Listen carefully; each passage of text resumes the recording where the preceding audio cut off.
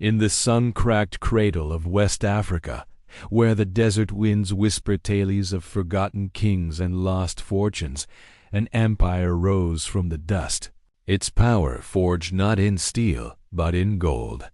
This is the story of the Mali Empire, a civilization that long before Europe built its grand cathedrals and banks, controlled the very metal that powered the known world. At the heart of this vast dominion lay a sprawling, intricate web of trade, a network of arteries pumping wealth, culture, and power across continents. From the 13th to the 15th century, this network was the engine of an empire, connecting the heart of Africa to the bustling markets of North Africa, the scholarly centers of the Middle East, and the rising powers of Europe. Imagine caravans stretching for miles across the unforgiving Sahara, their camels laden with treasures that would make kings weep. From the legendary mines of Bambouk and Bure, miners unearthed veins of pure gold, gleaming like captured sunlight. This was the empire's lifeblood, the currency that dictated destinies. But gold was not the only prize. From the north, from the desolate salt pans of Tegeza, came slabs of crystalline salt, a commodity so precious it was often traded for its weight in gold. In an era before refrigeration, salt was survival. It preserved food, seasoned meals, and was essential for life in the hot, arid climate. The exchange was simple yet profound. The south had the gold, the north had the salt, and the trade routes of Mali were the bridge between them. But the caravans carried more than just gold and salt. From the lush southern forests came kola nuts, the social currency of West Africa, their bitter taste a stimulant for conversation and ceremony. And from deep within the continent, traders brought precious ivory, carved from the tusks of elephants, destined to become ornate decorations and symbols of status in distant lands. These goods journeyed through legendary cities that became beacons of commerce and learning. Timbuktu, Gao, Gen, these were not just dusty outposts.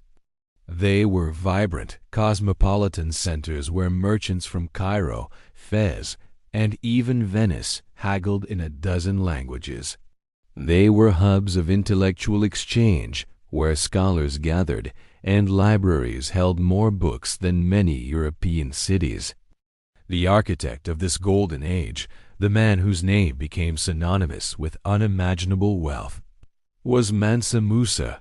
His legendary pilgrimage to Mecca in the early 14th century was not just a religious journey. It was a masterful display of Mali's power and riches. His caravan was a moving city of thousands of soldiers, attendants, and servants. He brought so much gold with him that when he passed through Cairo, he gave away enough to devalue the local currency for over a decade. The world was stunned. Maps in Europe, which had once shown only mythical creatures in the heart of Africa, were redrawn.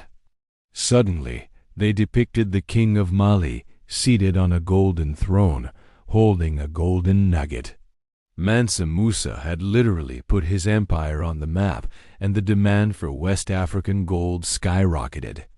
This vast network was more than just a collection of paths. It was a complex system built on trust, tradition, and sheer human endurance. The people who made it all possible were the traders, the guides, and the countless individuals who supported the caravans. These were not just businessmen. They were explorers, diplomats, and survivors. The journey across the Sahara was perilous.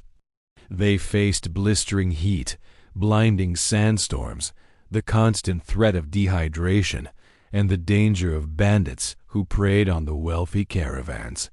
To navigate this ocean of sand, they relied on the stars, the knowledge of seasoned guides, and the oases that served as vital lifelines.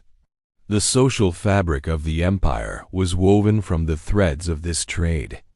Communities specialized in different aspects of the network. Some mined the gold, others harvested the kola nuts, while entire ethnic groups, like the Tuareg, became masters of the desert, guiding and protecting the caravans. This specialization created a complex, interdependent society. While the emperor and the elite in the cities enjoyed immense wealth, the prosperity, in varying degrees, trickled down. The trade provided livelihoods for countless people. From the miners digging deep into the earth to the porters carrying goods and the merchants managing the logistics. The connections forged by trade also fostered a rich cultural exchange. Islamic scholars and architects were drawn to Mali, influencing its religion, law, and building styles, leading to the creation of unique Sudano-Sahelian architecture, like the great mosques of Jen and Timbuktu. However, no empire lasts forever. By the 15th century, the Mali Empire began to face internal and external pressures. Disputes over succession weakened the central authority, and provinces on the empire's fringes started to break away.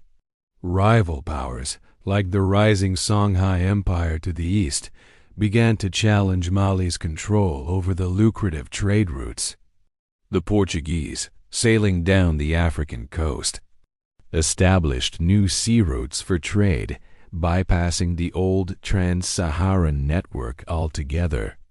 They offered a direct route to European markets, diverting the flow of gold and other goods away from the desert caravans.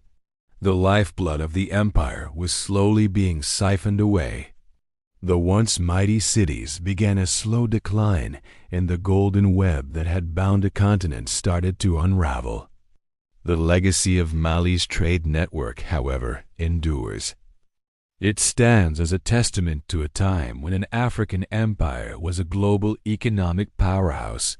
It tells a story of incredible human ingenuity, of building connections across one of the world's harshest environments. It reminds us that history is not a simple narrative of European dominance, but a rich and complex tapestry woven with threads from every corner of the globe. The gold of Mali financed the European Renaissance, the salt of the Sahara preserved communities, and the intellectual exchange in Timbuktu pushed the boundaries of human knowledge. The ghostly echoes of the caravans can still be heard in the desert winds, a silent tribute to the empire that turned sand into gold and built a legacy that time cannot erase. What are your thoughts on this incredible piece of history? Let me know in the comments below. Thanks for watching, and if you enjoyed this journey back in time, don't forget to like, share, and subscribe for more stories from our amazing world.